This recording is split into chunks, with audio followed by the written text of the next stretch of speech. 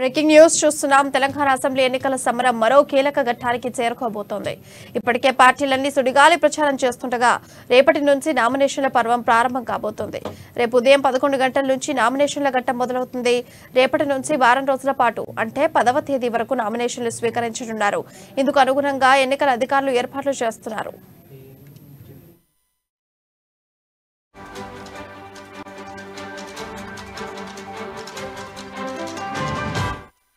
ఇప్పటి వరకు రాజకీయ పార్టీలు తమ అభ్యర్థులను ప్రకటించాయి. బీఫరాలు కూడా ఇచ్చేశాయి.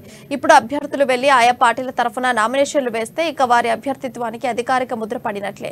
నామినేషన్లన్నీ వచ్చాక వాటిని పరిశీలించి ఉపసంహరణలకు అవకాశం ఇచ్చి మిగిలిన అభ్యర్థులతో అభ్యర్థుల జాబితా తయారు చేస్తారు. 119 స్థానాలున్న తెలంగాణ శాసనసభకు అధికార పార్టీ బీఆర్ఎస్ ఇప్పటికే 117 చోట్ల అభ్యర్థులను ప్రకటించింది. నాంపల్లి, గోషామహల్ అభ్యర్థులు ఖరారు కాలేదు. నామినేషన్ల ముందు బీజేపీ తాజాగా 35 మందితో మూడో జాబితా ప్రకటించింది. ఇంకా 31 స్థానాలకు అభ్యర్థులు ఖరారు కావాల్సింది. కాంగ్రెస్ 2 జాబితాల్లో 100 స్థానాలకు అభ్యర్థులను ప్రకటించింది. ఇంకో 19 స్థానాలకు అభ్యర్థులను ఖరారు చేయాల్సింది. ఈ రోజు ఏ క్షణమైనా జాబితా రావచ్చుంటున్నారు.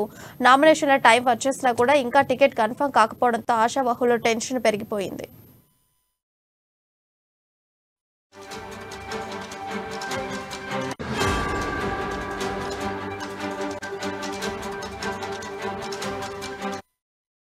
తెలంగాణ అసెంబ్లీ ఎన్నికల సమరం మరో కీలక ఘట్టానికి చేరుకోబోతోంది. ఇప్పటికే పార్టీలన్నీ సుడిగాలి ప్రచారం చేస్తుండగా రేపటి నుంచి నామినేషన్ల పర్వం కాబోతోంది. ఇక ఇదే అంశంపై మరింత సమాచారం మా ఇన్పుట్ ఎడిటర్ శ్రీనివాస్ అందిస్తారు. శ్రీనివాస్, చెప్పండి, అప్డేట్స్ ఏంటి? రైట్ ప్రియా, రేపటి నుంచి తెలంగాణ ఎన్నికలకు సంబంధించి నామినేషన్ల ప్రక్రియ ప్రారంభం కాబోతుంది. ఇప్పటికే నామినేషన్ సంబంధించి ఏవైతే కార్యాలయాలు మనకి ప్రభుత్వ కార్యాలయాలకు సంబంధించి నామినేషన్లు మనకి కలెక్టర్ కార్యాలయాలు, ఆర్డీఓ కార్యాలయాలు, అదేవిధంగా మున్సిపాలిటీ కార్యాలయాల్లో ఈ నామినేషన్ల ప్రక్రియ అనేది కొనసాగుతుంది. సో అందుకు తగ్గట్టు కూడా ఏర్పాట్లు రాష్ట్ర వ్యాప్తంగా కూడా ఏర్పాట్లు చేయడం జరిగింది. మనం చూస్తున్నాం కదా, ఇప్పటికే 2 సార్లు మనకి కేంద్ర ఎన్నికల కమిషన్ రావడం జరిగింది. అక్కడ అధికారులతో భేటీ కావడం జరిగింది. నిన్న కూడా కేంద్ర ఎన్నికల కమిషన్ వికాస్ రాజ్ భేటీ అయ్యారు. భేటీ అయిన తర్వాత ఈ నామినేషన్ల ప్రక్రియకు సంబంధించి కూడా పూర్తి స్థాయిలో ఏ విధంగా పనులు జరుగుతున్న అంశాలన్నిటి మీద కూడా అధికారుల నుంచి ఫీడ్బ్యాక్ తీసుకోవడం జరిగింది. అయితే ఈ నామినేషన్ల ప్రక్రియకు సంబంధించి ఇప్పుడు పార్టీలు రేపటి నుంచి నామినేషన్ ఇస్తున్నాయి కాబట్టి మనకి ఏదైతే ఇప్పుడు అందరూ కూడా ముహూర్తాలు చూసుకుంటున్నారు. ఎందుకంటే ఇక అందరూ కూడా ఒక సెంటిమెంట్ గా ఫీల్ అవుతారు. ఎన్నికలు వచ్చినప్పుడు గెలిపే లక్ష్యంగా ప్రతి ఒక్కరు కూడా గెలిపే లక్ష్యంగా పనిచేస్తారు కాబట్టి సెంటిమెంట్ ప్రకారం ముహూర్తాలు చూసుకుంటున్నారు. సో ఈ పురోహితులు కానీ ఈ పంతులు కానీ మనకు చెప్పిన దాని ప్రకారం చూసుకుంటే కనుక 3, 6, 9 తేదీలు నామినేషన్లకు సరైన సమయం చెప్పేసి వాళ్ళు తీసుకోవడం జరిగింది. సో ఈ తేదీలలో నామినేషన్లు ఎక్కువగా ఉండబోతున్నాయని చెప్పేసి మనం అనుకోవచ్చు. ఇక మనకి బీఫామ్ సంబంధించి ఆల్రెడీ ఇప్పటికే బీఆర్ఎస్ పార్టీ 115 మంది అభ్యర్థులకు సంబంధించిన పేర్లను ప్రకటించింది. వాళ్ళకి బీఫామ్లను కూడా ఇవ్వడం జరిగింది. సో వాళ్ళందరూ కూడా రేపటి నుంచి ఇక నామినేషన్లలో పాల్గొంటారు. ఇక మిగతా పార్టీలకు సంబంధించి ఇప్పటికీ కూడా కాంగ్రెస్ పార్టీకి సంబంధించి మరో 19 స్థానాలకు సంబంధించి లిస్టు అభ్యర్థుల జాబితా రావాల్సి ఉంది. అదేవిధంగా మనకి బీజేపీ నుంచి కూడా ఇప్పటికీ 88 స్థానాలకు సంబంధించి అభ్యర్థుల లిస్టు ప్రకటించారు. ఇంకా 33 అభ్యర్థులు ప్రకటించాల్సిన అవసరం ఉంది. సో అందరూ కూడా ఇప్పుడు రేపటి నుంచి నామినేషన్ల ప్రక్రియ ప్రారంభం కాబోతుంది కాబట్టి ఇక నామినేషన్ల మీద దృష్టి సారించబోతున్నారు. అందుకు తగ్గట్టుగానే ముందుగా నామినేషన్లకు సంబంధించిన ఏవైతే పత్రాలు ఉంటాయో పత్రాలు తీసుకోవడము, అదేవిధంగా వాటికి సంబంధించిన ఫారంలో ఫిల్ చేయాల్సినవి చాలా ఉంటాయి. ముఖ్యంగా ఏదైతే మనకి వాళ్ళకున్న ఇన్కమ్స్కి సంబంధించి కావచ్చు, క్రైమ్ రిపోర్ట్ కావచ్చు, అన్ని కూడా ఖచ్చితంగా సబ్మిట్ చేయాల్సిందే అని చెప్పేసి కూడా ఎన్నికల సంఘం ఆదేశాలు జారీ చేసింది. కాబట్టి ఇక ముందుగా ఇప్పటికే కూడా ఆల్రెడీ ఎవరైతే అభ్యర్థులు ప్రకటించారో వాళ్ళంతా కూడా ఇదే ప్రక్రియలో ఉన్నారు. వాళ్ళంతా కూడా వాళ్ళకి సంబంధించిన రికార్డ్స్ ఏవైతే ఉంటాయో ఇన్కమ్ ట్యాక్స్ సంబంధించిన రిటర్న్స్ కావచ్చు, అదేవిధంగా మనకి క్రైమ్ రికార్డ్స్ కావచ్చు, ఎవరి మీద అయితే క్రైమ్స్ ఉన్నాయో వారికి సంబంధించిన రికార్డ్స్ కూడా తీసుకోవడం జరిగింది. ఎందుకంటే మన ఇటీవల చూస్తున్నాం ఏదైతే హైకోర్టులో కొన్ని కేసులకు సంబంధించి రికార్డ్స్ ఎవరైతే వాళ్ళు సబ్మిట్ చేసిన అఫిడవిట్ లో తప్పులు ఉన్నాయి అని చెప్పేసి కోర్టుకు వెళ్ళిన సందర్భాలు కూడా ఉన్నాయి.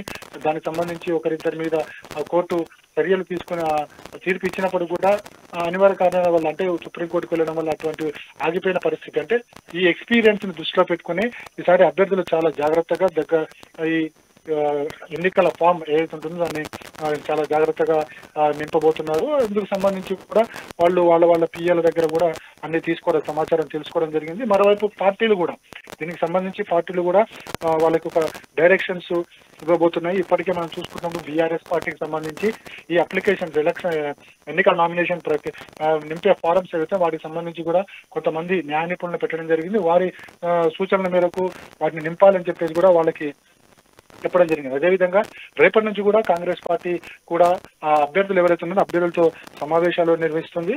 ఈ సమావేశంలో వాళ్ళకు కూడా ఇదే తరహా డైరెక్షన్స్ ఇవ్వబోతుంది. అంటే ముఖ్యంగా నామినేషన్లు, అందులో ఎఫిడవిట్ ఇవన్నీ కూడా చాలా కీలకమైనవి. సో వీటిని ఎట్టి పరిస్థితుల్లో కూడా మనము అప్రమత్తంగా ఫిల్ చేయాల్సి ఉంటుంది. ఏమాత్రము నిర్లక్ష్యం పనికిరాదని చెప్పేసి కూడా పార్టీలు చెబుతున్న నేపథ్యంలోనే ఇప్పుడు ముందుగా వాళ్ళు అఫిడవిట్ దాఖలు చేయాలి. అదేవిధంగా నామినేషన్లో కూడా పూర్తి వివరాలు పొందుపరచాలి.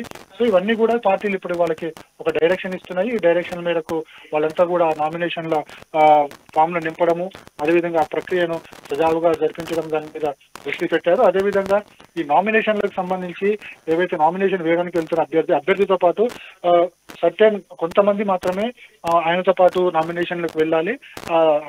ఏదైతే హాల్ ఉంటుందో ఆఫీస్ కార్యాలయం ఉంటే కొంతమంది మాత్రమే వెళ్ళాలని చెప్పేసి కూడా ఈసీ డైరెక్షన్ ఇచ్చింది. ఆ మేరకు అంతమంది సభ్యులు మాత్రమే ఆ నామినేషన్ అభ్యర్థి ఎవరైతే ఉంటుందో అభ్యర్థితో పాటు వెళ్ళబోతున్నారు. మొత్తంగా చూసుకుంటే కనుక రేపటి నుంచి 10వ తారీఖు వరకు కూడా ఈ నామినేషన్ల ప్రక్రియ కొనసాగుతుంది. ఆ తర్వాత నామినేషన్ల స్క్రూటినీ ఉంటుంది. ఆ తర్వాత నామినేషన్ల విత్డ్రాకి సమయం ఇస్తారు. ఆ తర్వాత నామినేషన్లు ఉపసంహరించుకోవడానికి చివరి తేదీ ఇస్తుంది. ఆ తర్వాతనే ఇక నామినేషన్లు పూర్తయినట్టు మనం భావించాల్సి ఉంటుంది. ఈ నామినేషన్ల ప్రక్రియ అంతా కూడా పూర్తయిన తర్వాత నెక్స్ట్ ఇక బ్యాలెట్ కి సంబంధించి బ్యాలెట్ పేపర్ రూపొందించడం మీద ఎన్నికల సంఘం దృష్టి సారిస్తుంది. ఆ లోపు ఏ స్థానానికి ఎంతమంది అభ్యర్థులు నామినేషన్ వేశారనేది ప్రతిరోజు కూడా ఎన్నికల సంఘం సాయంత్రం టైం ఒక బులెటిన్ విడుదల చేస్తుంది. ఆ బులెటిన్ లోనే ఏ స్థానానికి ఎంతమంది అభ్యర్థులు పోటీ చేశారనేది ప్రతిరోజు ఎన్నికల సంఘం మీడియాకు వెల్లడిస్తుంది. శ్రీనివాస్, ఇప్పుడు చూసుకుంటే నామినేషన్ల ప్రక్రియ ప్రారంభం కాబోతుండడంతో ఇక అన్ని పార్టీలు ఏ విధంగా ప్రచార జోరు పెంచబోతున్నాయి? నామినేషన్ల ప్రక్రియ అనేది ఇక అది ఖచ్చితంగా చేయాలి కాబట్టి అన్ని పార్టీలు కూడా రంగంలో దిగుతున్నాయి. ఇప్పటికే అభ్యర్థులను ప్రకటించిన చోట్ల అంతా కూడా అభ్యర్థులు తమ ప్రచారాలు చేసుకుంటున్నారు. ఎందుకంటే ఇప్పటికే బీఆర్ఎస్ పార్టీకి సంబంధించి 115 మంది అభ్యర్థులు గత నెల రోజుల నుంచి కూడా ప్రచార కార్యక్రమాలు చేస్తూనే ఉన్నారు. అదేవిధంగా కాంగ్రెస్ పార్టీ మొదటి లిస్టులో ఇచ్చిన 55 మందితో పాటు తర్వాత ఇచ్చిన లిస్టు అంటే ఆ అభ్యర్థులు కూడా ప్రచారంలో ఇప్పుడే పాల్గొంటున్నారు. అదేవిధంగా బీజేపీ మొదటి లిస్టులో ఇచ్చిన 52 మంది కూడా ప్రచారంలో ఉన్నారు. సో ప్రచారానికి సంబంధించి జరుగుతుంది. అయితే నామినేషన్ల ప్రక్రియ ముగిసిన తర్వాత ఈ జోరు మరింతగా పెరగనుంది. ఎందుకంటే మనకి నామినేషన్ల ప్రక్రియ అయిపోయిన తర్వాత ఎన్నికలకు దాదాపుగా 20 రోజులు మాత్రమే సమయం ఉంటుంది. కాబట్టి ఈ 20 రోజులే చాలా కీలకం కాబోతున్నాయి. కాబట్టి ప్రచారానికి మరింత ముమ్మరం చేస్తాయి పార్టీలన్నీ కూడా. ముఖ్యంగా అధికార పార్టీతో పాటుగా ఈ ప్రముఖ పోటీ రాష్ట్రంలో కొనసాగుతుంది. కాబట్టి ఇటు బీఆర్ఎస్, బీజేపీ, కాంగ్రెస్, అదేవిధంగా కొన్ని చోట్ల ఎంఐఎం, మరికొన్ని చోట్ల ఇతర పార్టీలు కూడా తమ ప్రచారాన్ని ముమ్మరం చేస్తాయి. ఏమైనప్పటికీ కూడా ఈ నామినేషన్ల ప్రక్రియ తర్వాత ఈ ప్రచారం అయితే ఊపందుకుంటుంది. ప్రియా,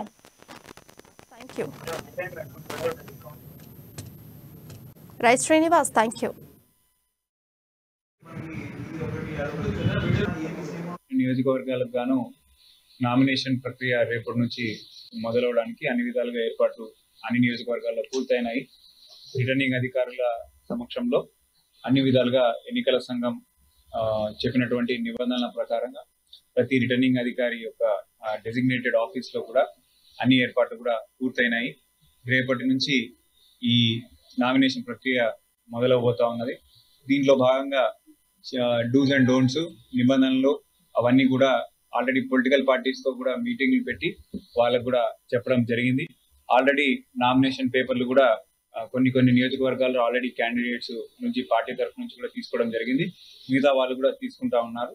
సో మొత్తానికి రేపటి నుంచి మనకు 10వ తారీఖు వరకు ఈ నామినేషన్ ప్రక్రియ అనేది ఉంటుంది. తర్వాత 13వ తారీఖు రోజు స్క్రూటినీ కూడా జరగబోతా ఉన్నది. దీనిలో భాగంగా పోలీస్ బందోబస్తు